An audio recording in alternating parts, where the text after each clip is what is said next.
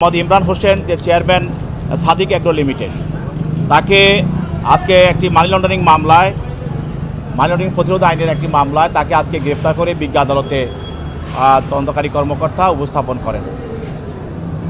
তাকে এই মামলায় গ্রেপ্তার আগেই করা হয়েছিল। করার পরে তাকে প্রাথমিক জিজ্ঞাসাবাদ করা হয়।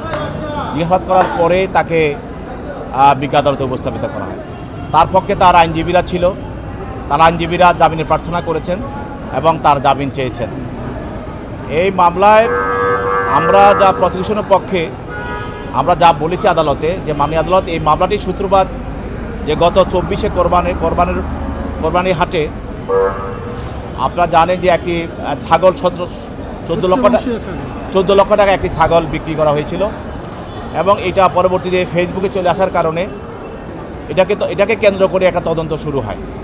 এই তদন্তে দুটো লোক বেরোয় আসে। একটা হলো সরকারি কর্মকর্তা এনবিআরের একজন সদস্য, সে হলো মতিউর রহমান। আর তার বিষয়টা চলে আসে আর আসে এই ছাগলটা যিনি বাজারে উপস্থিত করেছেন বা বাজারে যিনি এটা উঠাইছিলেন বিক্রি করার জন্য, সেই ইমরান হোসেন।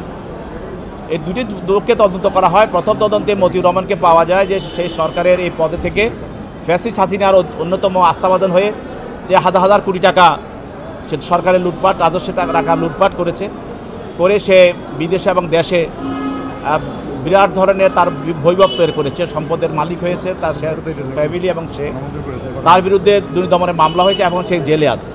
আর এই মামলা যখন আজকে যে মামলা, এই মামলা যখন ইমরান হোসেন সে সাদিক এগ্রো লিমিটেডের মালিক দাবি করে, তাকে যখন খুঁজতে যাওয়া হয় তখন দেখা যায় যে মোহাম্মদপুরে সে একটি সরকারি খাল দখল করে সেখানে সে ফার্ম তৈরি করে এবং তার ফার্মে গিয়ে দেখা যায় যে বেআইনিভাবে বিদেশ থেকে চোরাচালানের মাধ্যমে আমদানি নিষিদ্ধ বিভিন্ন ধরনের গরু, বাহাম জাতের গরু এবং বিভিন্ন ধরনের ছাগল এবং বিভিন্ন ধরনের গরু, বিশেষ করে নেপাল, ভুটান, বার্মা এবং আপনার আমেরিকান, থাইল্যান্ড, এইসব দেশের সে গরু চোরাচালানের মাধ্যমে এবং সরকারি পৃষ্ঠপোষকতায় সে নিয়ে আসে এবং সে অবৈধভাবে সরকারি জমি ব্যবহার করে।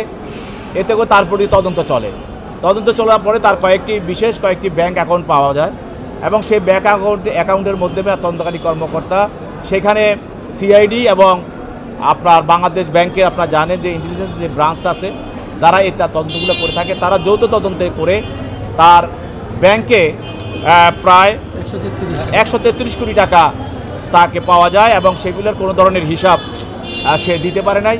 এছাড়াও তার বিভিন্ন ধরনের এফডিআর এবং তাদের যৌথ একটা অ্যাকাউন্ট আছে, সেই অ্যাকাউন্টেও টাকা পাওয়া যায়। মোট আজকের এই মামলায় 133 কোটি 55 লক্ষ টাকা উপরে টাকা তার বিভিন্ন হিসাবে এবং তার বিভিন্ন এফডিআরে পাওয়া যায়।